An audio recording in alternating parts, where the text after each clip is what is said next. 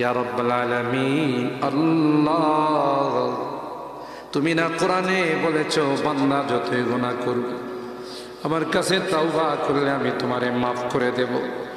মনে বড় আশা নিয়ে আল্লাহ তোমার শাহী দরবারে ভিক্ষুকের মতো হাত বাড়াইলাম। তুমি যদি ক্ষমা না করো, কে আমাদেরকে ক্ষমা করবে? কে আমাদের মাফ করবে? ভিক্ষুকে একজনের কাছে ভিক্ষা না পেলে আরেকজনের কাছে পায়।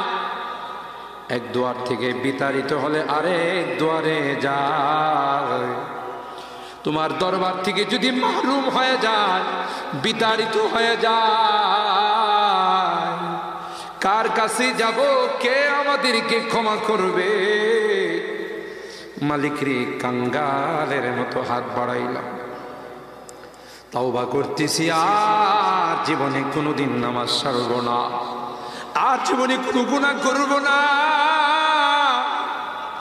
আর জীবনে কোনোদিন বেপরদায় চলব না, আর কোনোদিন সুদী লেনদেন করব না।